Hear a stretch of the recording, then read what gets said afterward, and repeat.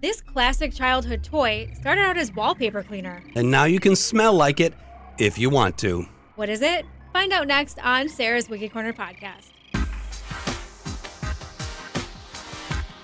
Well, today is National Play-Doh Day.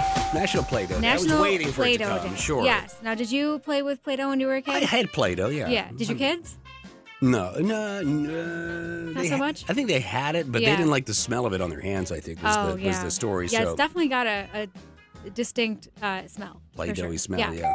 So the non-toxic, non-staining, reusable modeling compound that became to be known as Play-Doh was a pliable putty-like substance concocted by a Cincinnati-based soap manufacturer named Cut-All Products. Oh. And it was devised at the request of Kroger, the grocery store. Yeah, sure. Which wanted a product that could clean coal residue from wallpaper. So it started out as wallpaper cleaner. So I guess you would just... Not just wallpaper cleaner, but getting coal residue right. from wallpaper. Right. And then they ended up with this. Yeah. So Cut-All Products had become the largest wallpaper cleaner manufacturer in the world. Big time. Believe it or not. Big time. In the early 20th century. But after World War II, their fortunes started to change. With the transition from coal-based home heating to natural gas and the resulting decrease in internal soot, plus the introduction of washable vinyl-based wallpaper, the market for wallpaper cleaning putty decreased substantially. You would think so. Yeah. Does it still exist at all today? I doubt it. All gone. I don't know. Why would you need it? No, you got a Play-Doh. You can do that. An executive's sister-in-law happened to be a nursery school teacher, and she'd seen a newspaper article about making art projects with the wallpaper cleaning putty. And so her students enjoyed it, and so she persuaded the company to manufacture it as a child toy. Different time back then. You could just try this thing, then you'd write to the company and you'd say, you should do this. And they're like, yeah you know what? Let's do that. Well, it was her brother-in-law, so she did have a kind of a connection. Bit of sway, but still. But still. Yeah. So Play-Doh was reworked and then marketed to Cincinnati schools in the mid-1950s. Play-Doh was demonstrated at an educational convention in 1956, and prominent department stores like Macy's and Marshall Field's opened retail accounts.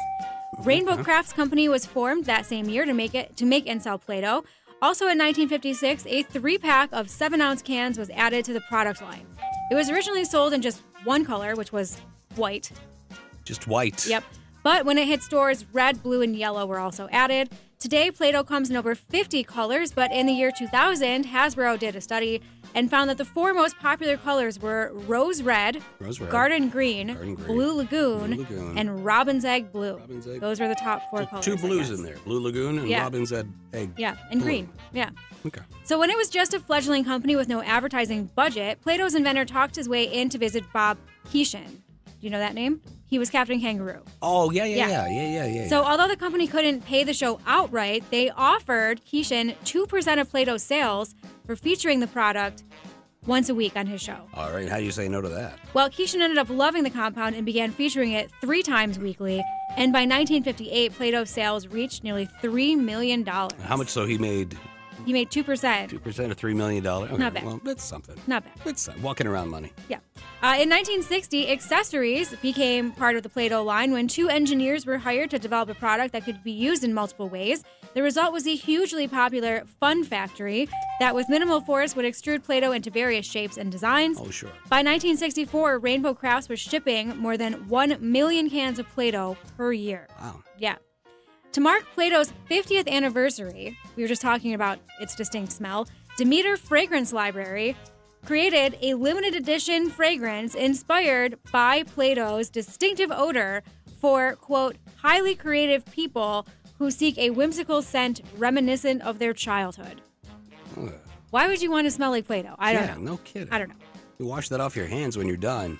In 2018, Hasbro actually registered Play-Doh's signature scent with the United States Patent and Trademark Office, and it is described as a combination of a sweet, slightly musky, vanilla-like fragrance with slight overtones of cherry and the natural smell of a salted wheat-based dough. Yeah, it's gross. Yeah, I don't know why you'd want that as a perfume. A little bit of that vanilla I get out of that, but the rest of it, I'm not sure about. It's been a long time since I've smelled Play-Doh? Used Play-Doh, but yeah. Well, you're grown up, so. It's estimated that since 1956, more than 3 billion cans of Play-Doh have been sold, and Play-Doh, of course, was inducted into the National Toy Hall of Fame in 1998. Getting all emotional over your Play-Doh. I know. I don't know what that was. But yeah. Well, it came out anyway. You picked out a record to go along with the Play-Doh, did you, Sarah? Yeah, so we're going to play Bend Me, Shape Me by the American Breed. We'll do it, Sarah. Thank you You're welcome. so much.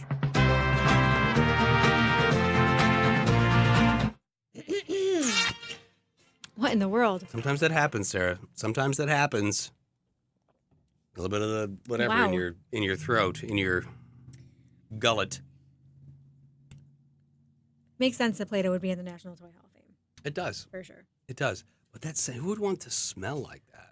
Like, I feel like if somebody actually had that perfume and used it, I feel like anyone that they like walked past all day would be like, what is that? Like, everyone would be Somebody trying to needs figure to out what it is wash. it smell like, because it would smell very familiar, right? But Yeah, but not in a good way. no. Why wouldn't they make Play-Doh smell better? Can I ask that? Maybe because they don't want the kids to eat it. Well, you know what? That's true. You know, like That's a good point. I hadn't thought about that. That is a very good point. yeah. I mean, it is non-toxic, so I mean, like it wouldn't if they ate it. It's probably not. You know what you could do though? Make it smell good, but then put jalapenos in it, and then Oh, see, Oh, and then there you the go. kids eat it. yes. They'd eat it one time, They would do it once, right? but then it would be on their hands. That's Right. bad.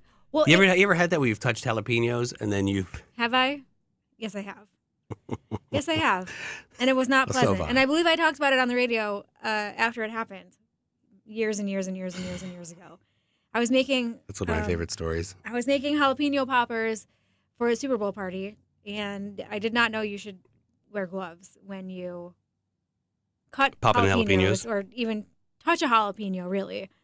And my hands, about halfway through the game, my hands literally started to feel like they were on fire, like burning, like I was holding flames in my hand is what it felt like. Hot. Bad.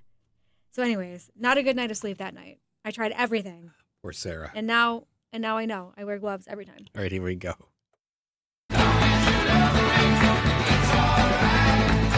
Legends 1027, the biggest hits in the history of the world. The American Breed, Bend Me, Shape Me. Sarah, do remind us, why did we just play that record? Well, because we were talking about Play-Doh. Yes. It's National Play-Doh Day. It is. Let's recap 3 things we must take away from today's Wiki Corner. Are you ready? Ready. Go. All right, Play-Doh was originally sold as wallpaper cleaner. You could buy a limited edition fragrance inspired by Play-Doh's distinctive odor. And it is estimated that since 1956, more than 3 billion cans of Play-Doh have been sold.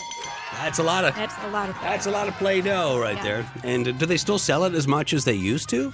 I don't know. This is one of those toys. This is one of those toys as kids you could see falling by the wayside in lieu of electronic gadgets and things like that. Like, it's no. I mean, I guess it's young kids that play with Right. Play-Doh. Yeah. Okay, all right. It smells awful. Folks want to learn more about Play-Doh. Sarah, where do they go? What do they do? Well, you can go to my Wiki blog. You can Sure. go to legends1027.com. On the homepage, there's a link that takes to my blog where I post everything I talk about every day. It's all right there. Plus, you can always watch this live on Facebook. It unfolds at facebook.com/legends1027 every weekday at 4:10 live on the radio. And it gets archived up on YouTube. Go to YouTube and search Sarah's Wiki Corner. You'll see the entire YouTube archive there. Like and subscribe so you see when we post new material. Wonderful. Sarah, thanks so much for coming in today. Appreciate it. You're welcome. Back tomorrow at 4:10, fresh episode. Absolutely. Looking forward to it. We've got royalty on the way. Queen. We've got Prince. And more of your favorites, plus traffic and weather on Legends 1027.